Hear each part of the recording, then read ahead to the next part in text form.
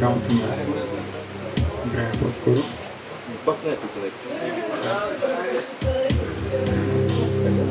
Що е готово? Експериментирайте много. Това е единствения начин да научите нещо сами за себе си. Никога не се колебайте да пробвате някакъв ефект. Дори да не е сполучлив, то е пътя докато намерите този, който ви трябва. И понякога в експерименти се получават много интересни неща, които иначе трудно може да се постигнат. Правилата общо взето са за да се нарушат. Това е изкуство. Реално да, но цялото време да се чува, защото Automation е супер много... Добре, изтрие аранжимента. Контролира. Трий всичко. И си готов. Сега ще видим.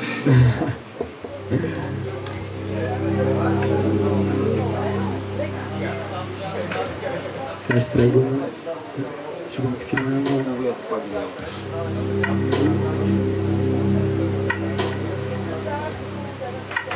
Типа пак изчезва долу. Той в момент си следва Automation също. Еми вече няма Automation. Не, няма. Със сигурност. Добре. Спира! Доста ефект, да кажем нещо. Повтаряй къпот.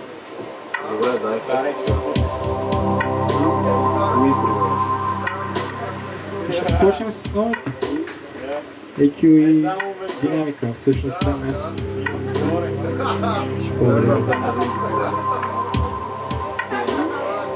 Компресията, динамиката. Там, сега ме кажеш.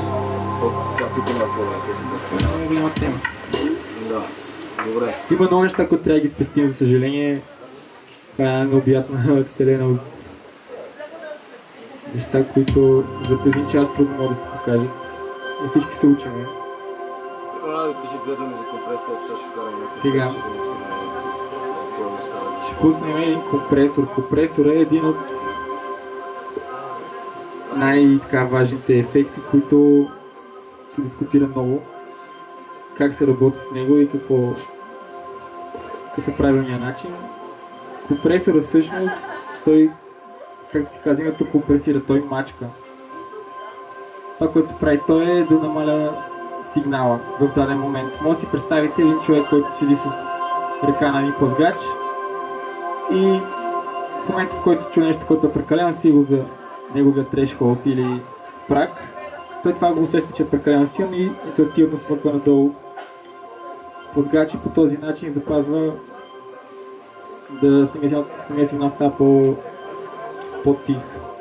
Реално компресорите се използват, за да могат да направят, поради две причини се използват. Едната е да направят много красив обем на определен звук в трака, много красив обем, или съответно да го смачка до такава степен, че да се чуват и така да се каже, най-ниските и най-нечуваемите честоти на този конкретен звук, но да е брутално намачкането, примерно както ще направя сега аз. Това се прави по принцип от грешен. Лимитинг. Да. Обаче не всеки звук естествено може да бъде подаден на такова смачкане, защото може да няма просто самите хармоники, които да издигнат и да озвучат точно така, което търсим. Компресорът компресира динамиката. Ако един сигнал е прекалено компресиран и смачкан, всъщност това означава, че той няма силни и тихи нива. Това понякога не е много приятно, защото цялото парче е едно кренвириш, няма динамика. Колко ще се използва, трябва просто много зависи и след като се смъкнат част от това ниво, това да се компенсира. И по този начин се получава, че самия сигнал става по-силен, намалявайки му нивото малко парадоксално. Но по този начин, наистина, както Десо каза, самия звук изпъква по-напред, чуват се повече неща от по-тихите регистри и изобщо компресията е нещо, което се използва в много апликации. Това е един друг пръскащ така ушите звук, както виждате сами, адски модулиране. Той всъщност не е въобще модулирано, ето тук ще ви демонстрирам компресора, какво прави с него.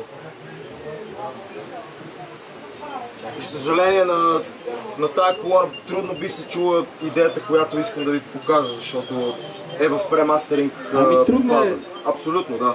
Компресията отнема време да се усети ухото, да свикне с нея, но всъщност тя е много ефектна, тъй като човешкото ухо най-много така усеща разликата в силата на сигнала. Не толкова в честоти, дали един сигнал е много нисък или висок, по-скоро по-чувствителен към нивото на сигнала. И така че компресора играе много важна роля в оформянето на нивата. Така, тук ви демонстрирах сега с изключването на еквалайзера, всъщност на еквалайзера, какво се случи, какъв е реално истинския звук, който звучи. Но идеята е тук чрез, ако знаете как да използвате еквалайзер, примерно аутофилтър и компресор, както и корус, реверб или дилей, могат да се получат ефекти, които дори аз самия не съм се замислил, че могат да изкочат и да създадат такъв фон, такава динамика на самото парче. Въобще не е необходимо да имате хиляди инструменти, реално 4-5 инструмента могат да се създаде цял албум, ако знаете, нали? Цял оркестър. Реално то с времето се свиква това. Това е учение цял живот. И постоянство, естествено.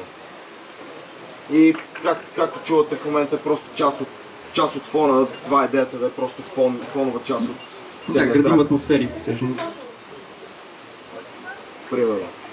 Сега, вече сме без аранжимент, може да се опиташ да пуснеш в сесията някаква рандом подредба на клиповете, да си наградим тракче с това, което имаме.